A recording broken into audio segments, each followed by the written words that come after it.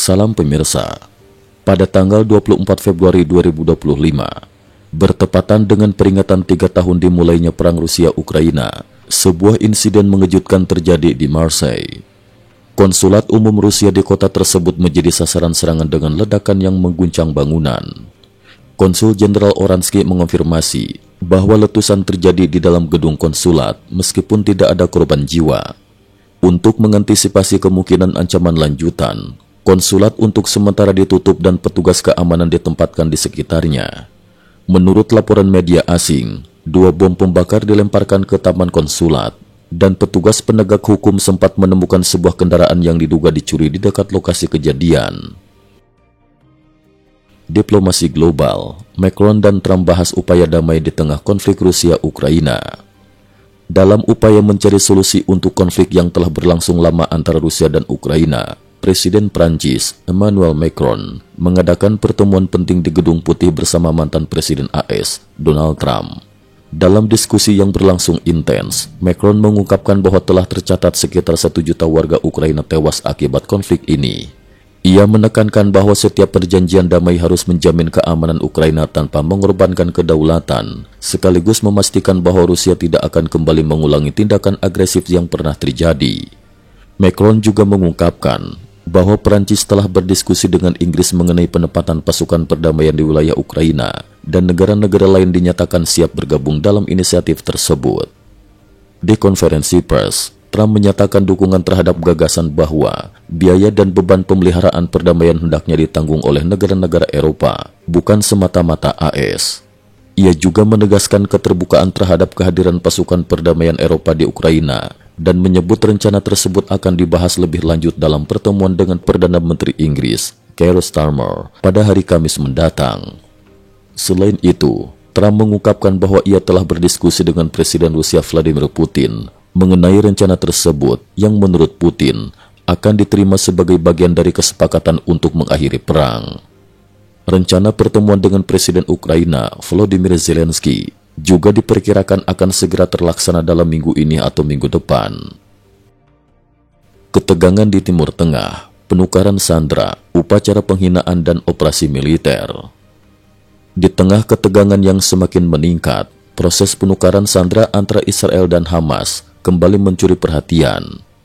Sejak gencatan senjata koridor Gaza pada 19 Januari 2025, kedua belah pihak telah sepakat untuk melakukan pertukaran sandera pada tanggal 22 Februari 2025. Namun Hamas melakukan upacara yang dianggap sebagai penghinaan dengan merencanakan pelepasan 25 tahanan Israel yang masih hidup. Tindakan tersebut membuat Israel marah dan memicu pernyataan tegas dari Perdana Menteri Israel, Benyamin Netanyahu, yang menyatakan bahwa penukaran lebih dari 600 tahanan Palestina kini ditunda. Dalam konteks ini, Menteri Luar Negeri AS, Rubio, juga mengeluarkan peringatan bahwa jika Hamas tidak melepaskan semua sandera Israel, maka kelompok tersebut akan dihancurkan. Di sisi lain, Hamas sempat memamerkan kekuatan dengan menghadirkan ratusan pejuang bersenjata ke atas panggung, memaksa sandera untuk memegang sertifikat pembebasan, dan bahkan menggunakan mikrofon untuk menuding Netanyahu sebagai penyebab konflik yang ada. Setelah 6 sandera Israel berhasil dilepaskan, situasi semakin memanas dengan penundaan pelepasan tahanan Palestina dan pernyataan Netanyahu yang menegaskan kesiapan Israel untuk melanjutkan operasi militer di wilayah tersebut. Operasi militer dan perombakan birokrasi di Israel dan AS.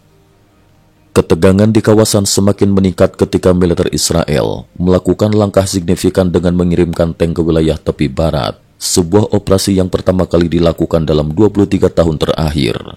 Operasi yang dinamakan Operasi Tembok Besi ini bertujuan untuk memperkuat kontrol militer atas wilayah tersebut, sekaligus mencegah kepulangan puluhan ribu warga Palestina yang sebelumnya telah dievakuasi. Menteri Pertahanan Israel, Katz, menyatakan bahwa pasukan juga akan dikerahkan ke kamp-kamp pengungsi di beberapa wilayah seperti Chenin, Tullerkamp dan Nur Shams, guna memerangi ekstremisme dan upaya perlawanan bersenjata yang ada. Menurut laporan CNN, langkah militer ini didukung oleh Gedung Putih, terutama sebagai respon terhadap upacara penghinaan yang dilakukan Hamas dalam proses penukaran sandera. Sementara itu, di Amerika Serikat, terjadi dinamika internal dalam upaya reformasi birokrasi.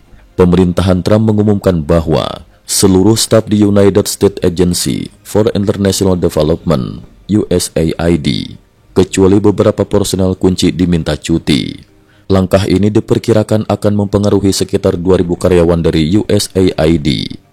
Di samping itu, Departemen Pertahanan AS juga merencanakan pemutusan hubungan kerja PHK terhadap 5.400 pegawai dalam upaya untuk mengurangi pemborosan dan birokrasi yang dianggap tidak efisien. Trump juga meminta Elon Musk untuk mempercepat upaya pengurangan birokrasi ini dengan peringatan keras kepada pegawai yang tidak segera kembali bekerja.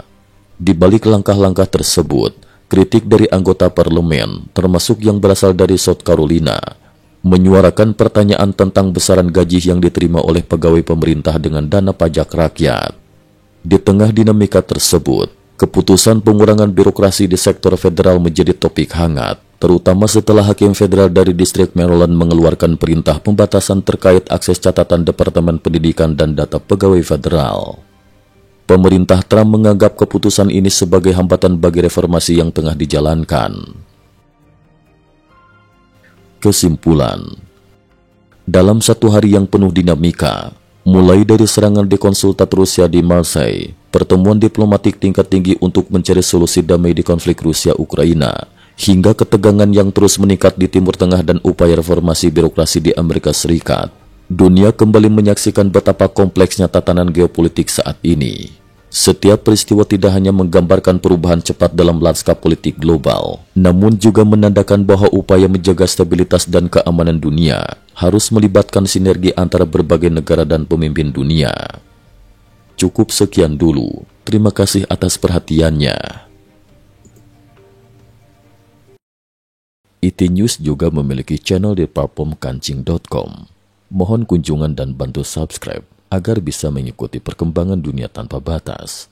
Terima kasih. Link Kancing ada di dalam description.